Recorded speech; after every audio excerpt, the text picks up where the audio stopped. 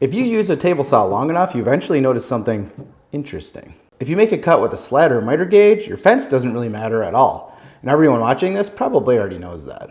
But what does matter is something most people don't really spend much time thinking about: the relationship between the blade and the miter slot. And when that relationship isn't right, the saw still works. It just starts slowly doing weird things. Cuts feel harder than they should. Sleds that used to be dead square start to drift.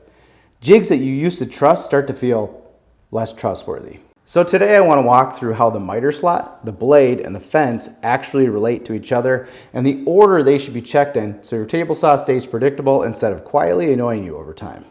The miter slot is easiest to understand if you think of it as a reference path, not a feature. It defines a straight line across the table saw. Anything that rides in that slot, sleds, miter gauges, jigs, is going to follow that line every single time. The blade isn't steering the cut. The fence isn't steering the cut. The slot is. The blade just spins in place and intersects whatever path the workpiece is already on. Once you see it that way, a lot of the table saw behavior all of a sudden makes a lot more sense. Most table saws use a standard miter slot that's roughly 3/4 of an inch wide and about 3/8 of an inch deep. That isn't random. It exists so accessories work across different brands. Job site saws, contract saws, cabinet saws, all using the same ecosystem. And if you ever dropped a runner into a slot, you've probably noticed there's usually a little bit of side-to-side play. That's normal, that's intentional. If your runners were tighter, dust would bind them, seasonal movement would cause problems, and nothing would slide smoothly for very long. Smooth and repeatable beats tight every time. This is where sled accuracy actually lives. The runner controls motion. If the runner doesn't move cleanly, nothing else matters. You can absolutely make runners out of hardwood. I've done that plenty of times. But personally, these days, I almost always use UHMW runners. They're dimensionally consistent, they're self-lubricating, and they don't swell, shrink, or suddenly decide to ruin your afternoon because the humidity changed. And honestly, they just save time. I'd rather spend my shop time building the sled than sneaking up on the perfect runner fit with a hand plane for the third time. What you're really looking for with a runner is balance. You want it to move smoothly and consistently without too much side-to-side slop and without binding. A runner that's too tight causes more problems than one that's slightly loose. If your sled feels smooth and effortless, that's what matters. If it feels like it's arguing with you, something's wrong. Of course, when you have a sled like this with two runners, you have an entirely different variable, and that's the distance between the two runners, which can cause even more problems. This is the part that clears up most confusion. On a table saw, accuracy works in a specific order. First, the blade needs to be parallel to the miter slot. Then, the fence needs to be parallel to the blade. That's it. If you start with the fence, you can make things look right, but they won't stay right. Everything that rides in the slot depends on that first relationship. You can check your blade to your miter slot with a tape measure, and it'll get you in the ballpark. There's nothing fundamentally wrong with that approach. The reason I don't love it comes down to consistency. The tape hook moves by design, and it's hard to reference the exact same spot on the blade twice. And small differences are easy to hide or exaggerate without realizing it. So while the tape measure can work, it's not the easiest and most repeatable way to check this.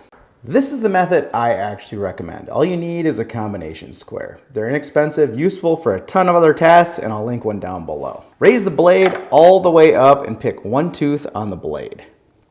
Use that tooth for both measurements. Set the combination square so the ruler just touches that tooth at the front of the blade, referencing off the miter slot. Now rotate the blade back so the same tooth is at the back of the saw. Slide your square back and check again. If the ruler touches the tooth in both spots without changing the setting, the blade is parallel to the slot. If it doesn't, the blade is slightly angled, and that's what needs to be corrected. You're not chasing extreme precision here. You're making sure the blade isn't quietly working against the sled. If the blade isn't parallel to the miter slot, every sled cut applies a small sideways force. You won't feel it on one cut, you won't notice it right away, but over time, that force adds up. One runner wears faster than the other. The sled gets pushed sideways just a little on every pass. And the relationship between the fence and the blade slowly creeps out of square. So when someone rebuilds a sled, it feels fixed for a while. But unless the blade to sled alignment is correct, the new sled will slowly drift too. The sled wasn't the problem, it was just the messenger. On a job site saw like my DeWalt DWE7491RS, it helps to know exactly what's moving. The table and the miter slot stay put. Adjustments move the blade and the arbor assembly underneath. Those adjustments are mechanical, sensitive, and a little annoying. No way around it.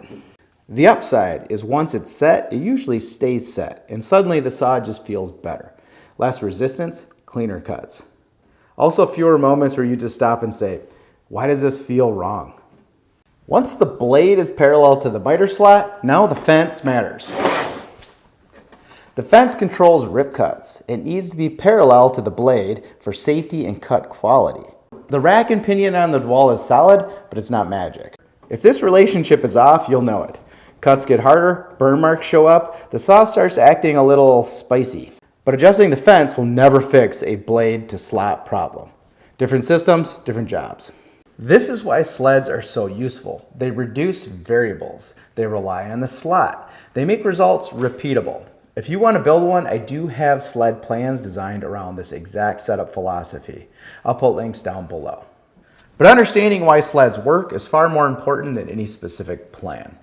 So if your table saw ever starts feeling unpredictable, before rebuilding anything or blaming the tool, stop and ask, what reference is actually controlling this cut? Get the blade parallel to the miter slot. Then get the fence parallel to the blade. Once you do that, the table saw stops feeling mysterious and starts behaving the way it should have all along. If you found this helpful, hit that like button and subscribe to my channel and let me know how you adjust your blade in the comments. We'll see you.